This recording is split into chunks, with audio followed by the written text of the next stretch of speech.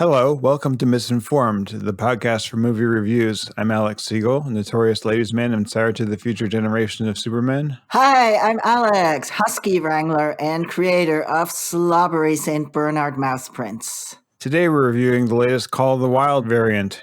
Fortunately, I didn't get a chance to see this movie. I was too busy howling at the moon. Unfortunately, I didn't see it either because my husky had escaped, determined to join up with a mail delivery dog team. I eventually did lure her back with a bowl of good old-fashioned 3-day-old leftover doggy dinner. Well, let's press on with the review anyway. Can I please have a synopsis? Seriously adapted from the classic, the Call of the Wild film follows the story of Buck, a big-hearted dog whose blissful domestic life is turned upside down when he is suddenly uprooted from his California home and transplanted to the wilds of the Alaskan Yukon during the gold rush of the 1890s.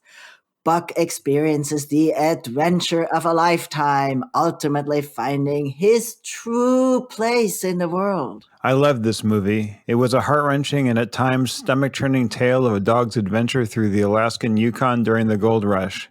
Buck, the dog, represents the wanderer in all of us, lost in a wilderness full of excitement and danger at every turn.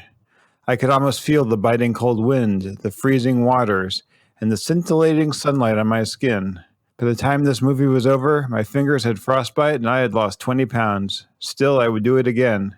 What did you think of it? It's got Harrison Ford and an almost talking CGI dog with facial expressions that are super dogly over cute.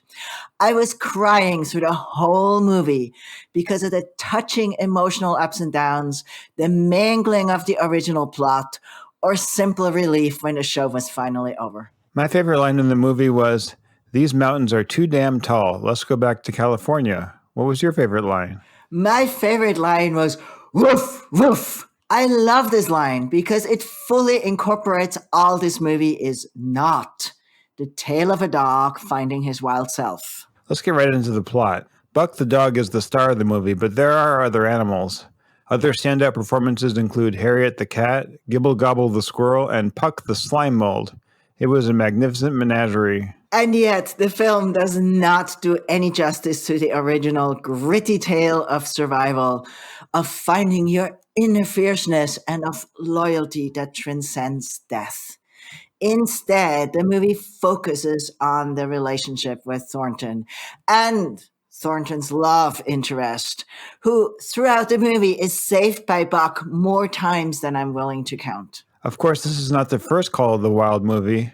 Earlier versions were filmed in 1923, 1935, 1992, 1996, 1982, 2009, and of course 2000. I think the wild needs to just shut up and go away. Well, yes. And for a Disney movie, there were some shockingly explicit details.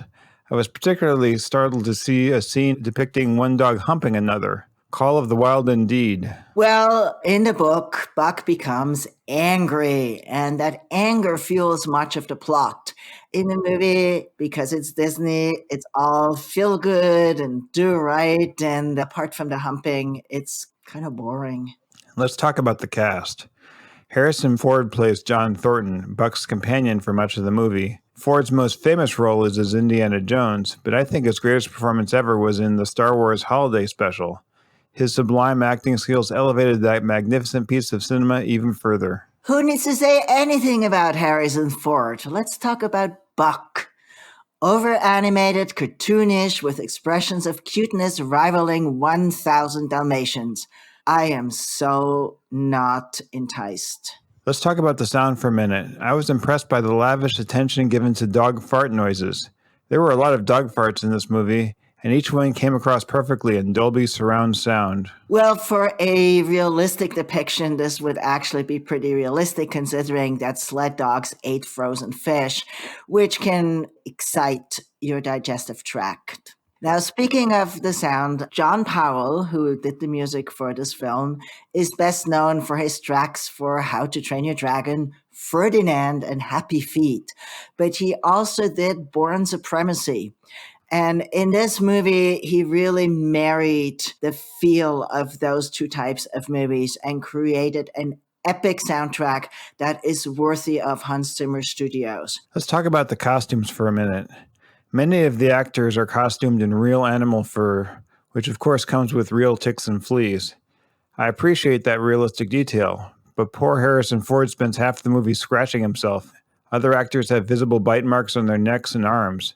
I hope nobody got Lyme disease. I would strongly argue that all the fur and all the fur clothing is actually CGI because otherwise we would have the animal rightists stand piquet in front of every single movie theater.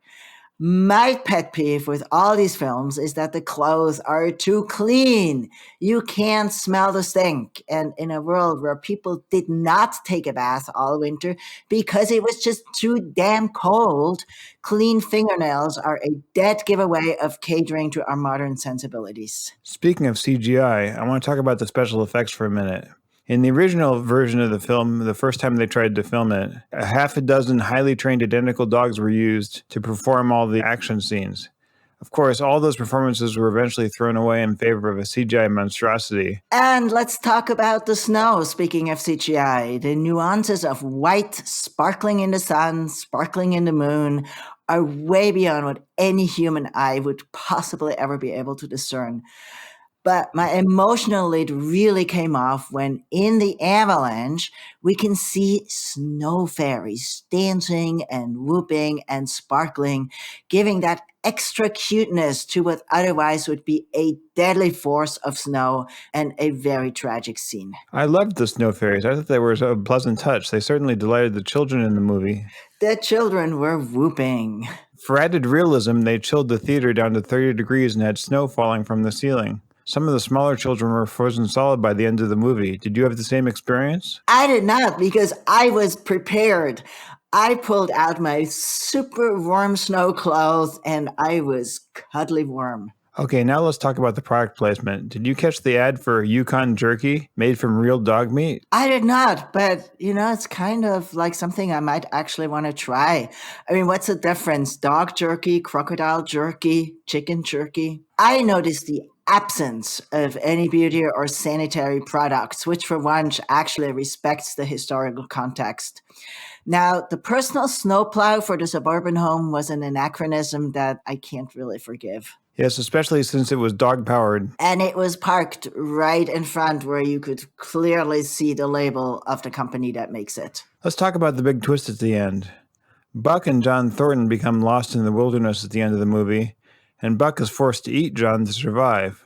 But it's okay. John willingly sacrifices himself to save his furry friend. It was a touching and terrifying moment at the same time. Very, very clearly, you saw a different movie from what I saw. Because, see, Thornton doesn't die. Instead, he marries the woman of his heart, and Buck, after exploring the freedom of the wild, decides to return to a life of comfort and subservience. After all, nothing beats a regular meal and a fireplace in the winter. It plays right into the moral of the movie for me. The Alaskan Yukon sucks. Yep, while it's still cold enough, curl up outside with a small campfire under the stars and read the damn book. Thank you for listening. This has been Misinformed, the podcast for movie reviews. Now we're going to go see the movie. Goodbye.